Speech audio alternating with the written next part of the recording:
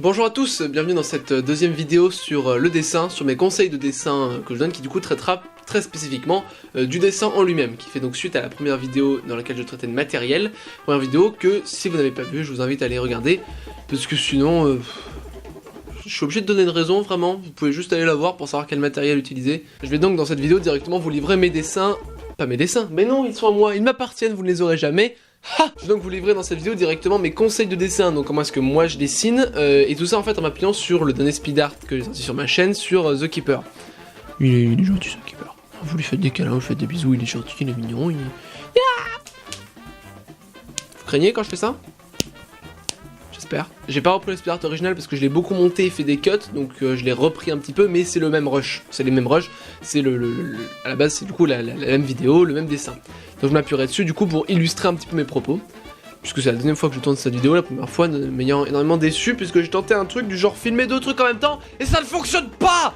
J'ai donc évidemment parlé uniquement de dessin papier ici et employé des termes et utilisé du matériel dont j'ai déjà parlé dans la première vidéo, donc je vais pas tout réexpliquer. Si je vous parle de crayon 2H, ben faut savoir ce que c'est, sinon vous allez avoir une première vidéo. Hein? Donc en parlant de crayon 2H, que voici, donc comme vous pouvez le voir, j'ai commencé le dessin directement au crayon 2H avec les traits de construction. Les traits de construction c'est quelque chose d'extrêmement important, c'est comme son nom l'indique, ça va vous permettre de construire votre dessin, ça vous permet de donner des bonnes proportions à votre dessin. Alors dans mon cas c'est un personnage, les traits de construction vous pouvez également faire sur des paysages, mais comme j'avais dit dans la première vidéo, je ne parlerai pas de dessin de paysage puisque je ne dessine pas beaucoup de paysages, même pas du tout. Donc voilà, donc ça permet du coup de donner une bonne proportion et surtout de vous faire après une idée de ce à quoi va ressembler le personnage. Alors, important au niveau des proportions d'un être humain, j'utilise la technique des têtes, en fait qui est une technique que j'ai récupérée de l'excellente vidéo du dessinateur sur comment dessiner un corps humain. Donc plutôt qu'en fait de réexpliquer moins bien ce que lui a déjà dit, je vous invite directement à aller voir sa vidéo sur dessiner un corps humain, également sa vidéo sur dessiner les mains, puisque je vais pas en dessiner dans cette vidéo, mais c'est toujours intéressant pour ceux que ça intéresse, et il l'explique très très bien, il donne de très bons conseils, dont je me sers également de temps en temps pour dessiner. Donc voilà, mettez sur pause, allez voir sa vidéo sur les proportions d'un corps humain, pour pouvoir avoir une idée, parce que je me sers à peu près de cette technique-là de proportion de tête pour créer mon personnage. Donc sur les traits de construction, comme vous pouvez le voir, généralement je commence par la tête, donc un simple rond, même si c'est pas le cas pour The Keeper qui a une tête beaucoup plus carrée, je me sers ici d'un rond uniquement pour me donner une idée de la taille, pas besoin de faire de traits plus précis, juste donc un cercle, un rond. Un petit trait pour le cou, même si c'est pas non plus très important. Ce qui est important c'est les épaules également. Alors les épaules, je parle peut-être un petit peu vite, dites-moi si je parle trop vite. Merci. Donc sur les épaules, il y a évidemment une différence majeure entre un homme et une femme. Une femme va avoir des épaules qui seront plus basses qu'un homme. Après ça dépend aussi comment vous faites votre personnage. Et les épaules vont également déterminer à quel point votre personnage est musclé. Ça sera un facteur de musculature. C'est-à-dire qu'un personnage musclé va avoir des épaules plus larges et généralement plus hautes. Et par exemple le cas du personnage ici, qui est un personnage assez baraqué et assez impressionnant. Donc voilà, faire attention aux épaules. A noter d'ailleurs que le corps d'un homme sera généralement plus j'ai envie de dire carré, on parle pas non plus sur du Minecraft, mais aura un corps du coup plus carré que celui d'une femme, qui lui aura du coup qui sera plus dans les courbes, avec des courbes. Je sais pas comment vous le... courbes. Il faut ensuite du coup proportionner le corps. Alors pour ça généralement je me taille jusqu'à la... Je fais à peu près des traits jusqu'à la hanche. La hanche du coup je réélargis un petit peu au niveau du bassin, là où j'ai un petit peu du coup...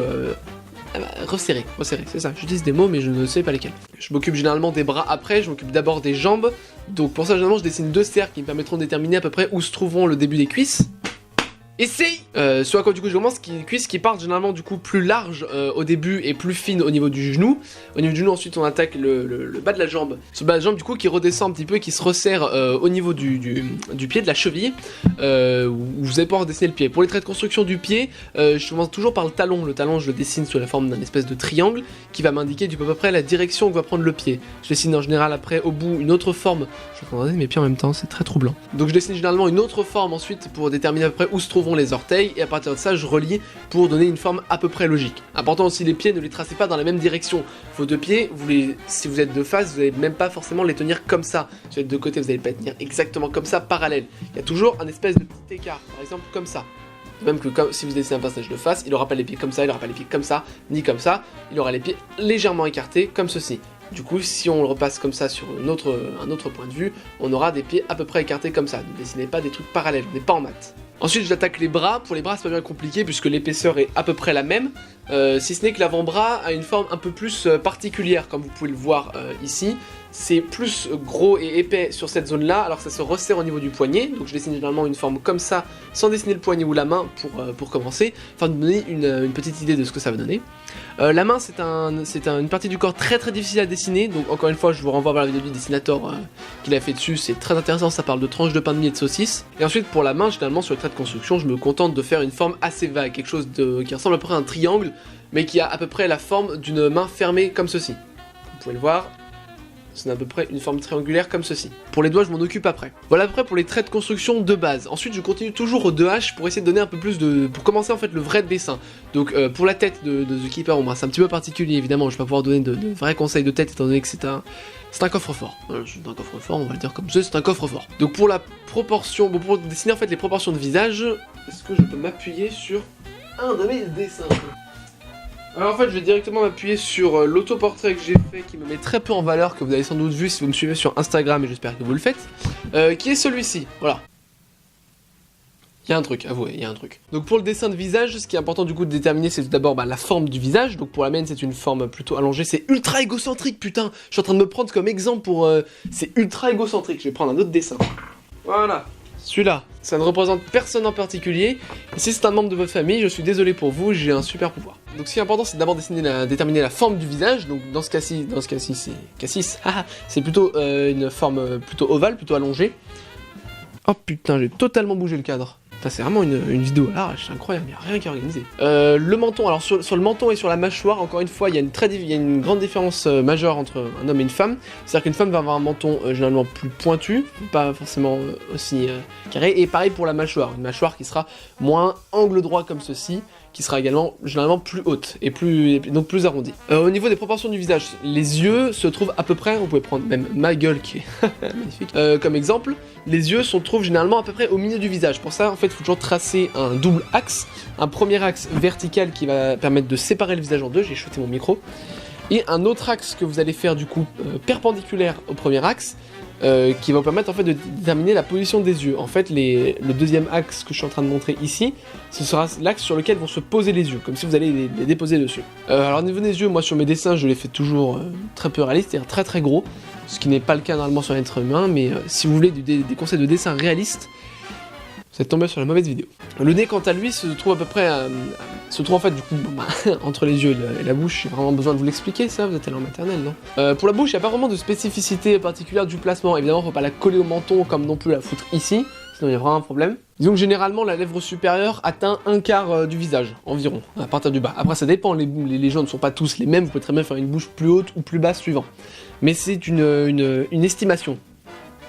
Le nez. Pour le nez, du coup, encore une fois, ça dépend. Certaines personnes peuvent avoir le nez plus proche de la bouche ou plus loin.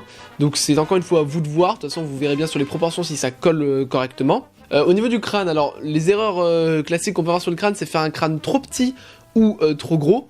Parce que généralement, le crâne en fait est caché par les cheveux. C'est-à-dire que clairement, si je suis chauve, mon crâne est beaucoup plus grand qu'on a l'impression comme ceci. Abonnez-vous à ma chaîne. Donc faut toujours faire attention puisque le crâne est une partie, bon je l'ai fait très grande dans ce dessin là, mais est toujours une partie assez grande du visage en fait, dont on n'a pas forcément l'impression, surtout si on dessine un personnage avec beaucoup de cheveux. Ce serait bien que je parle plus lentement pour qu'on puisse m'entendre. Au niveau des oreilles, c'est encore une fois un organe du corps qui est à différents endroits suivants. Pour ma part je me repère par rapport aux yeux, généralement le haut de l'oreille est sur le même axe que les yeux. Après, les oreilles sont plus ou moins grandes, ça dépend de où vous voulez les dessiner, elles peuvent être plus ou moins hautes, suivant ce que vous voulez créer. Pour le reste, après, c'est avec du détail, bon, les sourcils, ils sont juste au-dessus des yeux, il n'y a pas vraiment de taille exacte qui indique où se trouvent les sourcils. Oh putain, j'ai encore fait bouger le cadre, mais c'est incroyable. Bref, après, c'est toutes sortes de détails en fait que vous pouvez régler vous-même, suivant comment vous voulez dessiner votre personnage. Mais pour les traits de base et pour tenter de donner un minimum de proportion à votre visage, voilà ce qu'il faut retenir. Hop, on repose ici.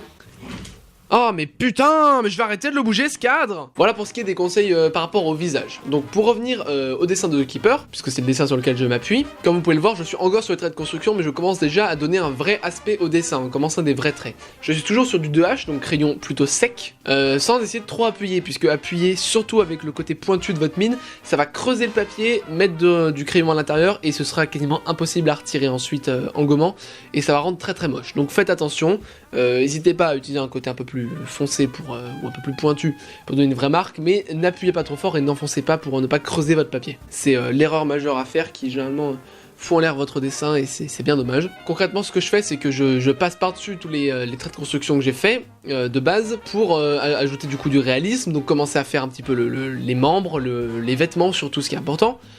Donc là, je me sers d'un modèle sur le speed art que vous voyez, mais bien évidemment, chacun fait ce qu'il veut, vous pouvez vous servir d'un modèle comme vous pouvez inventer par vous-même. Donc là, sur le dessin, je repasse en quelque sorte sur les traits de construction pour donner un trait plus réel, pour commencer à construire mon personnage, pour commencer à donner une apparence à mon personnage. Une fois que j'ai terminé la partie en 2H, donc avec une véritable apparence, les traits de construction et dessin sont mélangés, donc pour cela, je passe au HB. Pour du HB, du coup, j'utilise un critérium, bien plus utile et ergonomique, pour commencer du coup à repasser en fait tous les traits de dessin, donc pas les traits de construction bien évidemment, pour donner du coup un peu plus de réalisme et d'épaisseur au personnage, afin de commencer à lui donner une vraie apparence. C'est également là que je peux rajouter certains petits détails que j'ai pas forcément mis, ou au contraire, ne pas avoir à rajouter. Par exemple, le sang que je dessine sur le tablier de The Keeper, je ne le redessine pas au crayon HB, parce qu'en fait c'est quelque chose que je vais dessiner uniquement lorsque je passerai à la couleur, donc je me le fais uniquement de même que pour quand je colorie certaines zones du dessin, ça ne sert à rien de le faire au crayon papier bien évidemment, puisque on va le gommer ensuite, mais l'intérêt de le faire uniquement au DH, c'est de me donner une idée de ce à quoi ça va ressembler quand j'aurai ancré et mis la couleur. Donc certains détails comme ça, je les fais uniquement au crayon 2H, et je les fais pas ensuite au HB parce que je ne vais pas les ancrer. Par exemple, le sang sur le tablier, c'est un exemple. Donc une fois que j'ai tout repassé au crayon à papier HB, donc le dessin a une meilleure valeur, en fait le crayon à papier HB c'est un peu un exercice, parce que c'est avant de passer à l'ancrage du coup qui est phase assez dangereuse, j'ai envie de dire, du dessin, puisque c'est le point de non-retour. Quand vous commencez à ancrer, vous ne pouvez plus revenir en arrière, vous ne pouvez plus effacer. C'est un peu le problème, mais c'est ce qui va donner un peu plus de vie et de réalisme à votre dessin. Donc c'est une phase qui est très importante, même si il est tout à fait possible de faire des dessins uniquement au crayon papier, ça m'arrive. Donc je vais reprendre cet exemple là, je crois que je l'ai déjà présenté dans la première vidéo, mais je l'aime beaucoup, donc je le représente. Voilà, Amnesia Gentleman. Donc qui est fait du coup uniquement au crayon papier, qui me permet du coup d'offrir une certaine liberté, puisque les ombres sont plus facilement utilisables, et voilà, donc pas obligé d'ancrer, mais c'est ce que je fais souvent, et ce que je conseille de faire notamment si vous voulez mettre de la couleur. Bon, la couleur c'est beaucoup plus pratique d'ancrer d'abord. Une fois donc que toute la partie au crayon papier est terminée, on passe à l'ancrage. Alors pour l'ancrage, ce coup-ci, je me suis servi de deux outils différents. Je me suis servi d'un stylo, d'un feutre, d'un stylo noir fin, comme ceci, de mine 0,5 mm, donc assez fine. Donc je me suis servi du coup de ce stylo noir fin pour, mise au point s'il te plaît, merci, pour dessiner la tête du gardien, en fait pour dessiner tous les traits à la règle, c'est-à-dire la tête du gardien et le sac qu'il a dans son dos. Pourquoi je me suis servi du crayon, du feutre, enfin du stylo, et je fais tous les mots quoi. Pourquoi je me suis servi du stylo et pas de la plume alors que je m'en suis servi pour tout le reste du dessin? Parce que la plume c'est un outil très utile, qui donne un très beau trait notamment par l'encre, mais qui est extrêmement dangereux. Vous l'avez sans doute vu dans le speed art, mais il y a un moment où je balance deux énormes taches d'encre sur le dessin. Fort heureusement c'est pas aussi terrible que ça m'est arrivé une première fois et dont j'avais déjà parlé, comme je l'avais déjà parlé dans la première vidéo. Mais voilà, c'est un truc très dangereux puisque du coup l'encre vient simplement se poser dans la partie creuse de la mine, ici, et vient ensuite se déposer lorsqu'on dessine. Donc en fait le problème qui aurait été, c'est que les traits à la règle, comme c'est appuyé, ça aurait immédiatement bavé. En fait l'encre aurait pas eu le temps de sécher, ce serait collé sous la règle, et en la retirant ça aurait bavé un maximum, donc le trait aurait été dégueulasse, ça aurait été cauchemardesque. Donc j'ai fait le choix de préférer rester sur des traits à la règle et pas les faire à la main levée parce que ça aurait été un rendu beaucoup moins beau, et de les faire du coup au stylo, même si la qualité d'encre est moins bonne. Finalement c'est un truc qui me permet d'être sûr de ne pas faire baver le dessin. Et du coup tout le reste du dessin je l'encre ensuite à la plume, à l'encre de Chine, donc voilà, que vous pouvez voir ici, petit encrier. Bon c'est pas sorcier là-dessus, hein, comment s'en servir, vous trempez votre mine. Comme je l'ai déjà dit dans la première vidéo, ne trempez pas votre mine en entière parce que si elle est surchargée d'encre, Grosse tâche, dessin foutu, ça m'est déjà arrivé, ça fout les boules, j'en ai déjà parlé. Donc du coup je termine tout le reste du dessin à l'encre avec la plume, en faisant attention du coup de ne pas repasser certains traits comme par exemple les taches d'encre dont je parlais précédemment. Une fois que tout l'ancrage est terminé, il y a eu un cut évidemment sur le speed art puisque c'est fait par plusieurs tranches en multi-segments comme dirait un speedrunner, mais j'ai du coup attendu je crois une journée à peu près que ça sèche, donc en fait une journée de cours ou une nuit, enfin voilà, vous laissez un peu passer le temps histoire d'être sûr que l'encre sèche. L'encre de Chine sèche généralement très vite contrairement à l'encre de stylo, donc voilà, c'est un petit truc à savoir. Mais voilà, si vous attendez une journée ou même une demi-journée ou une nuit à attendre, ça aura séché, vous pourrez gommer en toute sérénité. Donc je gomme du coup tout le crayon papier, ne me reste du coup plus que le stylo. Donc là le dessin donc perd un petit peu de son volume et de son vivant, puisque du coup je retire tout le crayon qui donnait un côté un peu uniforme et un espèce de côté d'ombre. C'est là du coup que l'on ajoute la couleur. Alors pour la couleur, je me suis servi cette fois-ci de mes crayons de couleur dont j'avais déjà parlé dans la première vidéo, ici. Je me suis pas servi de feutre caméléon. Voilà, donc malheureusement je ne parlerai pas de feutre caméléon ici, ça a été un choix, j'ai préféré ne pas parler de de ne pas utiliser de feutre caméléon dans le dessin, parce que du coup les deux ont une texture très différente, et pour une texture par exemple de vêtements, ça dépend desquels vous voulez utiliser, mais je savais pas quel feutre aurait été plus utile, et surtout comme c'est un dessin où, malgré en fait le petit nombre de couleurs qu'a le dessin, j'ai préféré utiliser les crayons de couleur afin de pouvoir plus facilement accentuer certaines ombres ou faire des mélanges de couleurs. Parce qu'au final sur tout le dessin j'ai utilisé, je crois, je vais vérifier puisque je l'ai ici, j'ai utilisé 6 si on compte le gris, j'ai utilisé seulement 6 couleurs différentes. J'ai utilisé un gris très fin pour le tablier élégant, un noir pour pour tout ce qui est noir, un bleu très foncé, et 2 couleurs rouges différentes pour le sang et les barbelés. Donc finalement très peu de couleurs différentes, mais qui à travers les mélanges donnent un très bon résultat. Je vois qu'il n'y a plus beaucoup de batterie sur ma caméra, mais c'est pas grave puisque j'ai bientôt terminé. Donc du coup je passe à la couleur. Alors comme vous pouvez sans doute le voir, j'ai commencé par une première couche où j'ai simplement colorié sans accentuer. J'ai fait du simple remplissage, ce qui donne un côté très plat à la fin au dessin, mais que je viens ensuite accentuer avec un deuxième repassage avec les mêmes couleurs, où je viens accentuer certains traits et certaines ombres. Je vais également repasser avec d'autres couleurs par-dessus pour donner un certain mélange qui peut avoir un très joli côté, pour finalement arriver à un résultat où j'ai accentué certains endroits pour donner des bonnes ombres, en prenant compte évidemment à la fois de la source de la lumière, mais également de qu'est-ce qui va créer de l'ombre sur le dessin, par exemple le tablier qui va créer de l'ombre au niveau du pantalon et des bottes, pour finalement arriver à un résultat qui moi me satisfait, qui du coup accentue les ombres sur certains endroits et donne un côté plutôt réaliste, plutôt plus vivant et plus 3D que si j'étais resté uniquement au crayon. Le dessin au crayon a son propre charme, mais c'est toujours important de savoir passer à la couleur, puisque ça apporte quelque chose de nouveau, quelque chose de plus intéressant. Et c'est ainsi du coup que s'achève le dessin.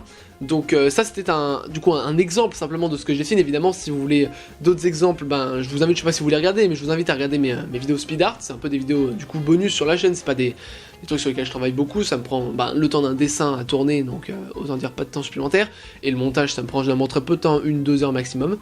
Oui, parce que ça prend plus de temps que ça n'en a l'air. C'est pas juste passer en accéléré une vidéo, faut réussir à plein de trucs un peu compliqués. Mais nous sommes pas ici pour parler de montage, voyons, nous sommes ici pour parler de dessin, n'est-ce pas Stéphano? Donc du coup, si ça vous intéresse, je vous invite à aller voir du coup mes autres speed art. J'en ai déjà fait 8, 9, du coup 9 avec celui qui est sorti normalement. Pour savoir un petit peu du coup comment est-ce que moi je me sers des feutres caméléons. Du coup j'en ai pas parlé ici, si je devais en parler rapidement, ben, je les débouche et ensuite je frotte dessus sur le papier pour mettre la couleur. Voilà. Si vous voulez d'autres conseils sur les feutres caméléons, je vous invite directement à aller voir en fait, puisque l'entreprise fait elle-même des vidéos, bon, plutôt généralement tuto, mais qui vous expliquent un petit peu du coup comment s'en servir et quel est le résultat que ça donne. Feutres caméléons du coup qui ont un très bon résultat. Et voilà, et c'est donc tout pour mes conseils de dessin. J'espère que ces 2 vidéos vous ont été utiles pour à la fois les néophytes et les personnes plus expérimentées qui dessinent, pour savoir un petit peu comment est-ce qu'elles étaient au-delà des speed art, quelles étaient mes techniques et comment est-ce que moi je dessinais. Pour le papier, c'est vrai que du coup j'ai pas parlé du papier dans la première vidéo. Le papier, je me sers beaucoup de papier A4, 180 grammes par mètre carré. Voilà, c'est une unité de mesure pour savoir si la feuille est bien épaisse ou lourde. Donc c'est un truc dans la moyenne. Je me sers également de feuilles canson qui sont un peu plus épaisses, mais c'est des dessins généralement pour des dessins plus gros. Je me sers parfois de feuilles 24-32 et très rarement de feuilles format A3 comme ceci. Et généralement je me sers de feuilles de papier 24-32 pour des vrais gros dessins. Par exemple, exclusivité mondiale, puisque c'est un dessin qui ne paraîtra normalement jamais sur Instagram. Comme par exemple pour ce dessin là. Voilà. Vous n'en verrez pas plus. J'espère que vous le trouvez beau. J'ai mis beaucoup de temps à le faire, je suis hyper fier. Oh, il y a des doigts qui dépassent. Ah, vous en savez peut-être beaucoup trop. Allez, c'est fini. Voilà. J'espère que vous serez jaloux de ne pas savoir ce qu'il y a sur ce dessin.